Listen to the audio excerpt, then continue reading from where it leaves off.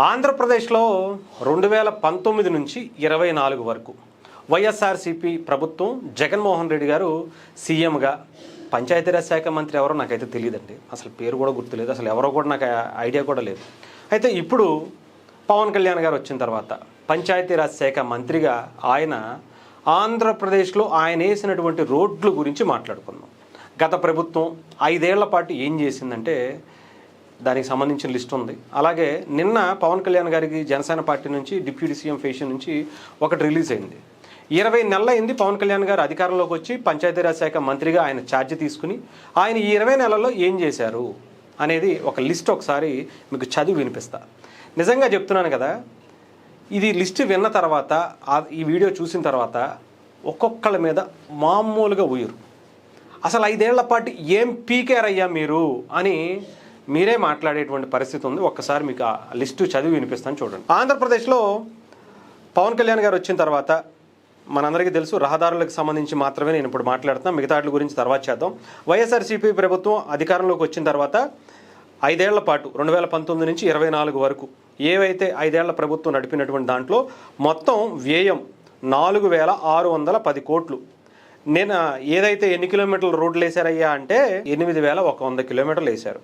అయితే మరి పవన్ కళ్యాణ్ గారు వచ్చి 20 నెలలు అయింది కదా, ఈ 20 నెలల్లో ఆయన ఏం చేశారు అంటే ఈ 20 నెలల్లో కూటమి ప్రభుత్వంలో పవన్ కళ్యాణ్ గారు వేసినటువంటి రోడ్లు ఆయన ఖర్చు పెట్టింది రోడ్లకి 11,506 కోట్లు.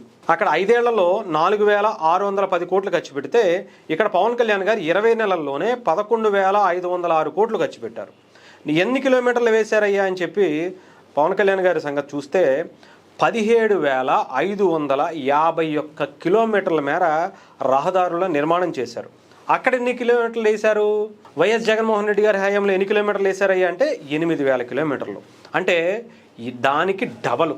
5 ఏళ్లలో జగన్మోహన్ రెడ్డి గారు చేయలేనటువంటి దాన్ని పవన్ కళ్యాణ్ గారు 20 నెలల్లోనే డబలు చేసినటువంటి పరిస్థితి.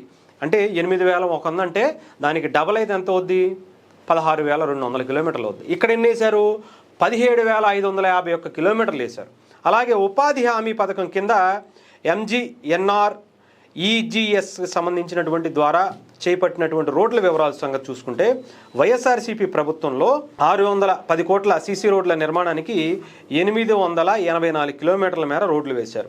బీటీ రోడ్లు ఎన్ని వేశారయ్యా అని చెప్పి 5 సంవత్సరాల్లో చూస్తే కనుక 239 కిలోమీటర్ల మేర రోడ్లు వేశారు. మీరు పక్కన కూడా చూడొచ్చు. అలాగే 20 నెలల్లో పవన్ కళ్యాణ్ గారు ఎన్ని చేశారయ్యా అంటే 3,853 కోట్ల రూపాయలు ఉపాధి హామీ కింద ఆయన తీసుకొచ్చి రహదారులు నిర్మాణం చేసినటువంటి పరిస్థితి. సీసీ రోడ్లు దాదాపు 6,000 కిలోమీటర్ల సీసీ రోడ్లు వేశారు. బీటీ రోడ్లు 1,331 కిలోమీటర్ల మేర సీసీ రోడ్లు వేశారు. అంటే ఆ ప్రభుత్వానికి ఈ ప్రభుత్వానికి వ్యత్యాసం అది కూడా 20 నెలలకు సంబంధించి మనం చూపించాలిగా.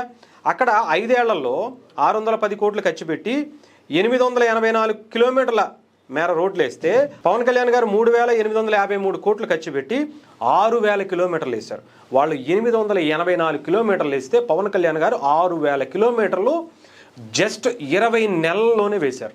అలాగే బీటీ రోడ్లు వాళ్ళు 239 కిలోమీటర్లు మాత్రమే వేస్తే పవన్ కళ్యాణ్ గారు 1,331 కిలోమీటర్ల రోడ్లు బీటీ రోడ్లు వేశారు. నిజంగా 5 ఏళ్ల పాటు ఏం పీకారండి వీళ్ళు?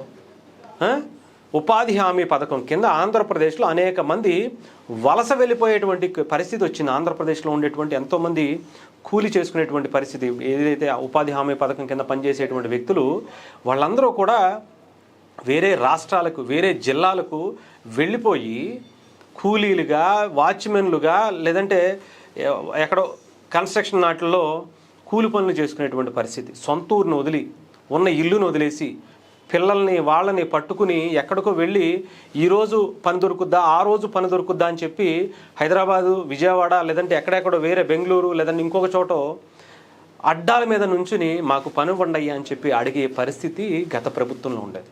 కానీ పవన్ కళ్యాణ్ గారు వచ్చిన తర్వాత వాళ్ళందరూ కూడా మన ఊర్లోనే మన ఇంట్లో ఉంటూ హ్యాపీగా గవర్నమెంటే ఉపాధి హామీ కింద పని వస్తుంది అని పవన్ కళ్యాణ్ గారు ఇచ్చినటువంటి ఆ భరోసాతో మళ్ళీ ఇంటి బాట పట్టి, మళ్ళీ పల్లెటూరు బాట పట్టి వలస వెళ్ళినటువంటి వాళ్ళందరూ కూడా తిరిగి ఈరోజు వచ్చి పనులు చేసుకుంటున్నారు. అలాంటి గొప్ప కార్యక్రమం పవన్ కళ్యాణ్ గారు 20 నెలల్లోనే చేశారు. ఇంకా సొల్లువాగుడు మాటలు, ఇంకా 5 ఏళ్లలో మేము ఇది పొడి చేసాం అంటే వీళ్ళ గురించి ఏమనాలో నాకు అర్థం కావట్లేదు. అందుకనే చెప్తున్నాను కదా, ఎప్పుడో రాజశేఖర రెడ్డి గారు ఒక మాట అంటారు అసెంబ్లీలో, ఎవరి గురించో ఉదహరిస్తూ ఒక మాట మాట్లాడుతూ ఉంటారు.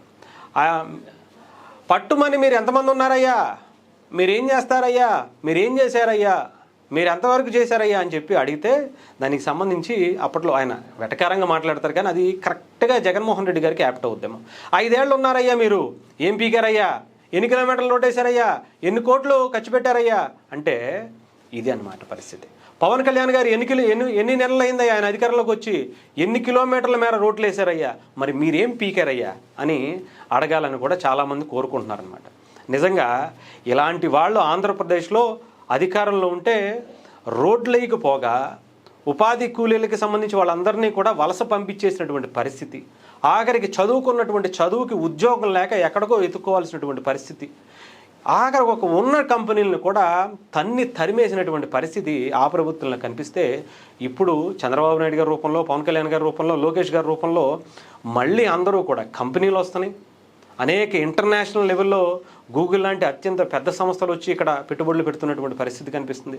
ఒక పక్క రాజధాని లేకుండా విచ్ఛిన్నం చేసి 3 ముక్కల ఆట ఆడుకుందామని ఆయన ప్లాన్ చేస్తే, ఈయన వచ్చి శాశ్వతంగా ఎవడొచ్చినా సరే అమరావతి రాజధాని అని చెప్పి చూపించేటువంటి పరిస్థితి, దానికి చట్టబద్ధత తీసుకొస్తున్నటువంటి పరిస్థితి కనిపిస్తుంది. ఒక పక్క పోలవరం 2027-28 కల్లా పూర్తి చేస్తా ఉన్నటువంటి పరిస్థితి కనిపిస్తుంది. ఎంత అద్భుతమైనటువంటి రహదారులు ఆంధ్రప్రదేశ్లో గత ప్రభుత్వంలో ఒక మంత్రి గారు అనుకుంటా, అయ్యా మా ఊరికి రోడ్డు లేదని చెప్పి ఎవరో అడిగితే, మీరు ఎందుకయ్యా మీకు రోడ్డు, మీరు రోడ్లు వేసిన కాడి నుంచి మీరు బైకులు వేసుకుని లేదంటే కార్లు వేసుకుని జివ్వమని అనుకుంటూ వెళ్ళిపోయి యాక్సిడెంట్లు చేసుకుంటారు, అందుకే మీకు రోడ్లు ఇట్లా అని పెద్ద పెద్ద మాటలు మాట్లాడినటువంటి గొప్ప గొప్ప మేధావులను మనం ఆంధ్రప్రదేశ్లో చూసాం. కానీ నిజంగా ఆ ప్రభుత్వం కనుక తేడా తెలియకటం, ఇలా 20 నెలల్లోనూ ఆ తేడా ఇంత అద్భుతంగా చూపించినటువంటి పరిస్థితి కనిపించింది. అంటే పథకాలు ఇస్తే చాలు, వాళ్ళ ఇంట్లో కూర్చుని మీకు పథకాలు ఇస్తున్నాం కదా అనేటువంటి మాట కూడా విన్నా నేను ఒక మంత్రి గారి దగ్గర.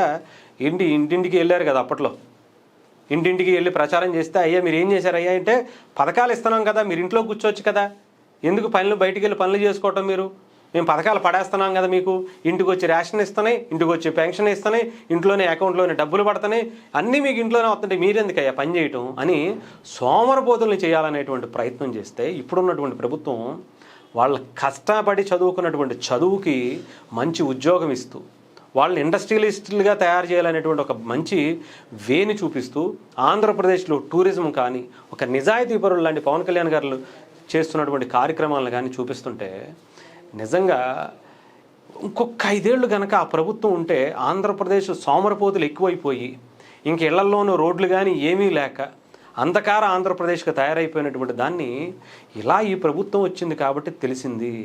నిజంగా వాళ్ళ కాళ్ళ మీద వాళ్ళు నిలబడడానికి, ఇలా ప్రభుత్వం మీద ఆధారపడకుండా వాళ్ళ కుటుంబాలను వాళ్ళు నడపడం కోసం, వాళ్ళు ముందుకు తీసుకువెళ్ళడం కోసం ఇలా ఒక మంచి ప్రభుత్వం కనిపించిందని చెప్పాలి. లేకపోతే నిజంగా చెప్తున్నాను కదా, గోవిందా గోవిందా అనేటువంటి పరిస్థితి ఉండేది.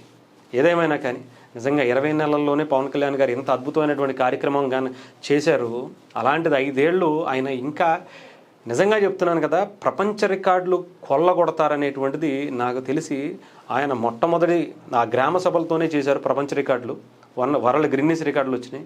ఇప్పుడు నంబర్ 1 పొజిషన్లోకి వెళ్ళినటువంటి పరిస్థితి కనిపించింది. ఆంధ్రప్రదేశ్ ఎక్కడో 24-25 స్థానాల్లో ఉండేటువంటి ఆంధ్రప్రదేశ్ ఇప్పుడు 1వ స్థానంలోకి వెళ్ళినటువంటి పరిస్థితి. దాని మీద కూడా ఎవడో మాట్లాడుతున్నారు. పుండాకూరు పకీర్ గాళ్ళు ఉంటారు కదా, పేటీఎం గాళ్ళు, మోకాళ్ళలో ఉంటుందో అడికాల్లో ఉండి సత్తదో, వీళ్ళకి ఎందుకో ఇలా మాట్లాడతారో నాకు అర్థం కాదు. కానీ వాడు ఎవడో మాట్లాడుతున్నాడు, అరే బాబు 2025లో అసలు ఆంధ్రప్రదేశ్ ఎక్కడా లేదు అనేటువంటి మాట తీసుకొచ్చి మాట్లాడుతున్నాడు.